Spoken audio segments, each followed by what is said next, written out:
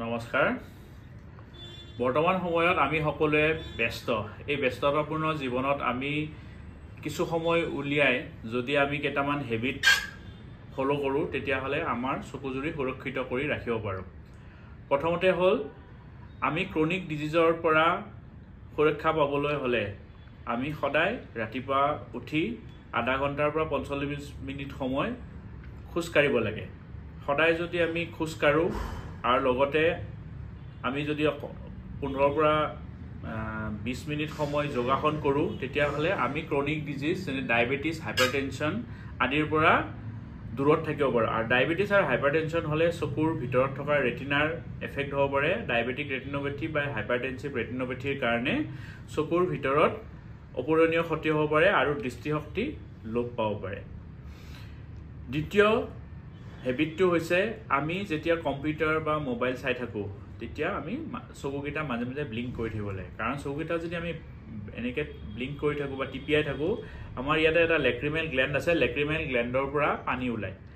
সেই পানীটোৱে আমাৰ চকুজুৰি ময়েষ্ট কৰি ৰাখে আৰু চকুত নিউট্ৰিশন সাপ্লাই কৰে হেহে আমি যেতিয়াই কম্পিউটাৰ বা মোবাইল চাওঁ তেতিয়া হলে আমি চকুজুৰি টিপিয়াই থাকিব লাগে তৃতীয় হৈছে আমি 20-20-20 ৰুল ফলো কৰিব লাগে সদায় আমি কম্পিউটাৰ স্ক্ৰিনৰ আগত 20 মিনিটস বহাৰ পিছত অলপ 20 সেকেন্ডৰ কাৰণে উঠি যাব লাগে আৰু বাহিৰৰ ফালে চাব লাগে 20 ফুট আঁতৰত থকা গছ-গছনি আকাশ ইত্যাদিৰ ফালে চালে আমাৰ মাসল বিলাক ৰিলেক্সড হয় আৰু তাৰ পৰা আমাৰ চকুত হ'ব পৰা ড্ৰাই আই বা কম্পিউটাৰ ভিজন চিনড্ৰমৰ পৰা নিজকে ৰক্ষা কৰি ৰাখিব পাৰো 4 নম্বৰ হৈছে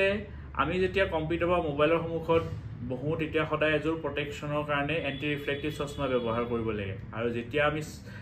সূৰ্যৰ পোহৰত বাহিৰত যাওঁ তেতিয়া ইউভি প্ৰটেকচনৰ কাৰণে সানগ্লাস ব্যৱহাৰ কৰিব লাগে 5 নম্বৰ হৈছে আমি দিনটোৰ বেছিভাগ সময়তে পানী খাবলৈ পাহৰো হেহে ফ্ৰিকুৱেন্ট ইন্টাৰভেলত প্ৰচুৰ পৰিমাণে পানী খাব লাগে পানী খালে আমাৰ শৰীৰটো ৰিহাইড্ৰেট হয় ৰিহাইড্ৰেট হোৱাৰ ফলত আমাৰ বিভিন্ন সমস্যাৰ পৰা আমি মুক্ত হৈ থাকো আৰু আমাৰ শৰীৰটোৰ লগতে চকুটোৱে হাইড্ৰেচন পায় তাৰোপৰি আমি প্ৰচুৰ পৰিমাণে হেউজীয়া শাক-পাচলি খোৱা উচিত বুটমাহ প্ৰচুৰ পৰিমাণে হেউজীয়া শাক-পাচলি খালে আমাৰ দেহত এন্টিঅক্সিডেন্ট আমি লাভ কৰো আৰু বহুতো বেমাৰৰ পৰা আমি নিজকে মুক্ত কৰি ৰাখিব পাৰো ধন্যবাদ